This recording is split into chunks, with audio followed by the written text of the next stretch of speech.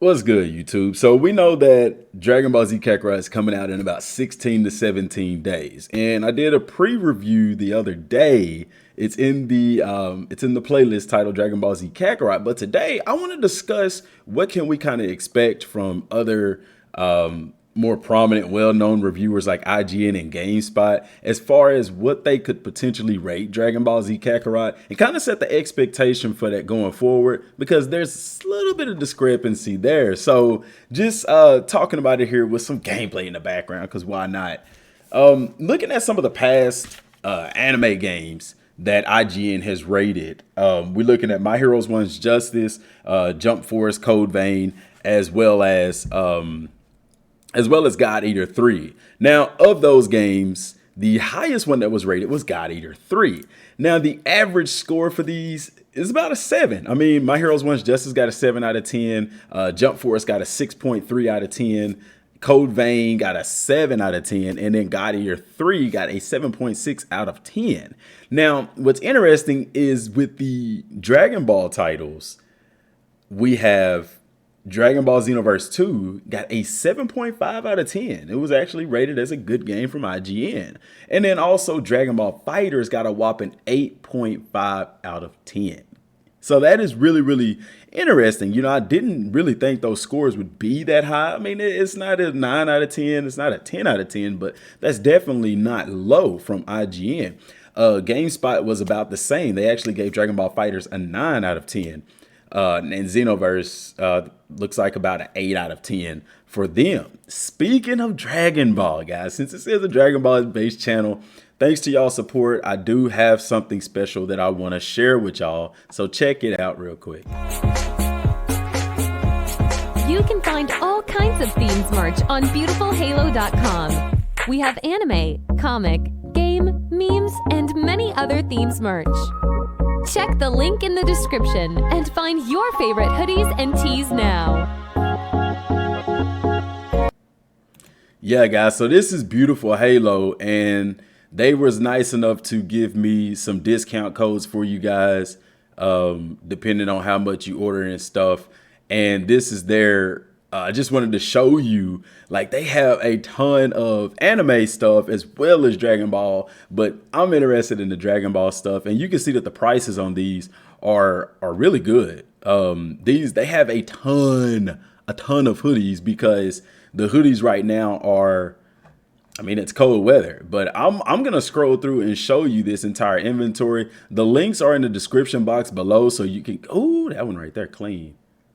The links are in the description box below, so y'all can check that out. There's 3 different links. One is for the anime, one is for Dragon Ball. That's the first one. And guys, anytime that y'all that blue one is, oh, look at that blue one though. That blue and white, I'm about to get that one.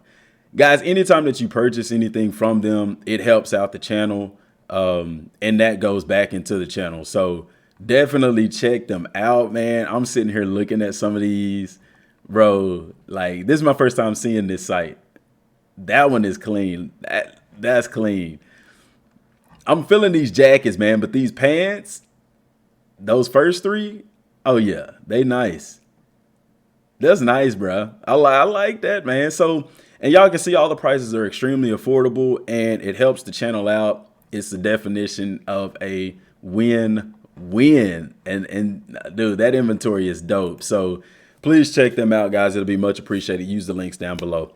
And so looking at what they rate Dragon Ball Xenoverse and Dragon Ball FighterZ, I mean, honestly, you know, going into this, I was thinking, you know, not to expect a very high score. I didn't think that they would score the anime games pretty high, but they've actually shown the Dragon Ball game some love. Now, granted, Dragon Ball FighterZ is an awesome game. It is. I don't know how Jump Force was in the running for Game of the Year or Fighting Game of the Year. So Dragon Ball FighterZ should have been in there.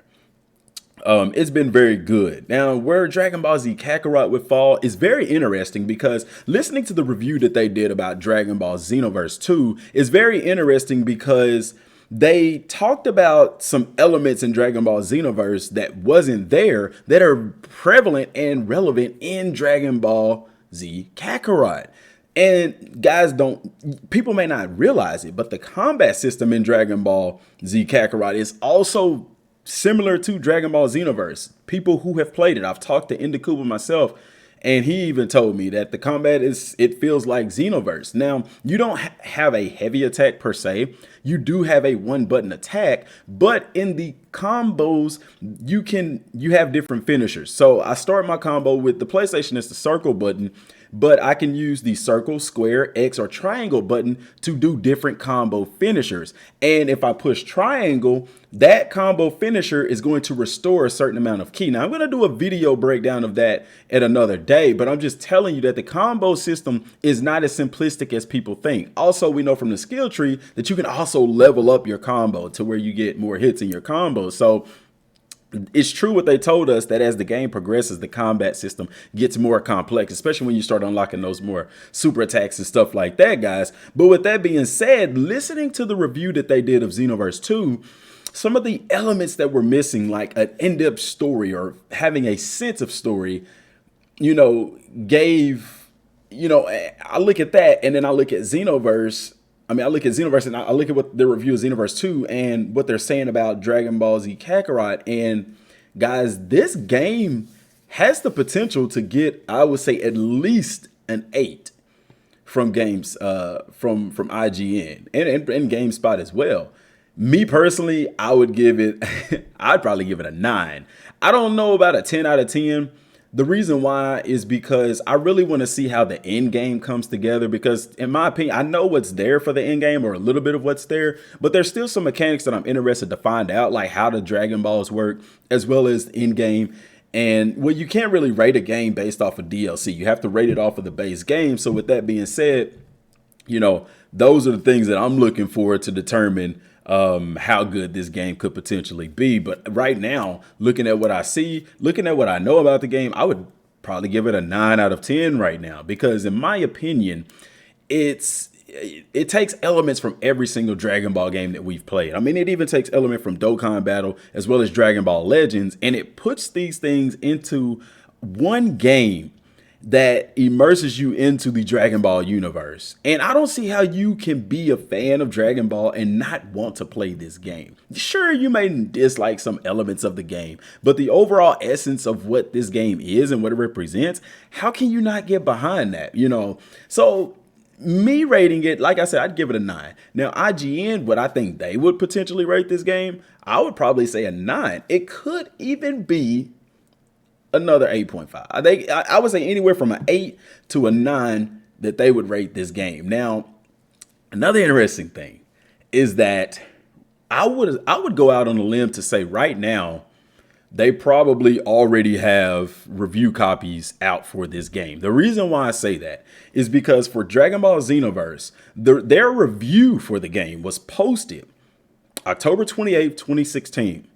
The game came out, actually, the review was posted 3 days after the game came out. So the review came out on the 28th.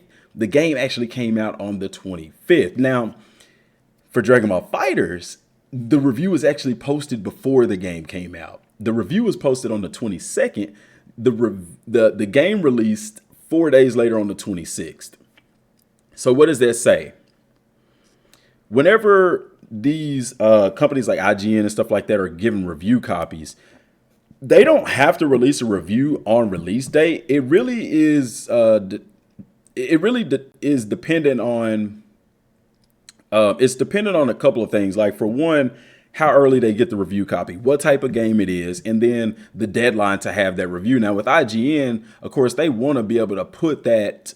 They want to be able to put those reviews out as soon as possible. But with a game like Dragon Ball Z Kakarot, they're not going to get those review copies a couple of days before release. It's not going to give them enough time to do a good review of the game. I would say at the least, they would get those review copies a week before release. So if they don't have them this week, then I would definitely expect for them to definitely have them by next week, because you got to think they have to have time to play through this entire game, level up their characters and all things like that. That is why you saw the release date for the review for Xenoverse 2 coming out later after the game was released than you did for fighterz, because Xenoverse 2 is a more intricate game. You actually have to level up your characters. You have to play through the story, parallel quests. Like, there's so much more to explore in Xenoverse 2 than it was in Dragon Ball FighterZ.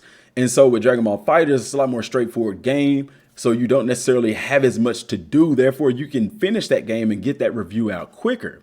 So that's very interesting. So I'm wondering, you know, my deadline, or my, not deadline, but my speculation as to when this review could be posted from IGN is anywhere from the 13th of January to the 16th. I don't think that this review for this game is going to come out after the game is released. The reason why, I feel like Bandai is going to get these people these review copies early, and God, I wish we could get one. That would be really dope.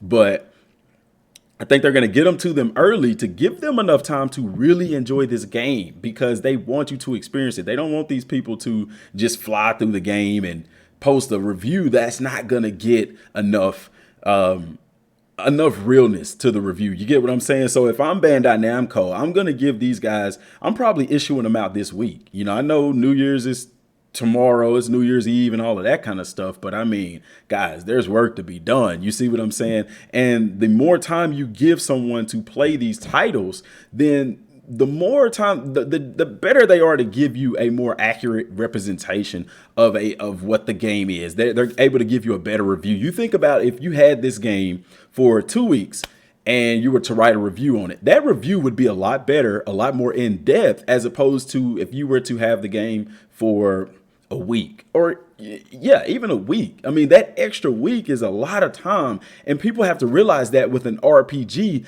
there is a ton of hours that you could put into this game. And if you're looking back, I'm looking back too at some of the other anime games. My Hero One's Justice came out on the 23rd of August. The review for My Heroes One Justice was actually posted by IGN like in October of that same year. So it actually came out almost 2 months later. Jump Force came out in February the 15th. Similar thing to Dragon Ball FighterZ, with it being a fighting game. The review was posted 2 days before.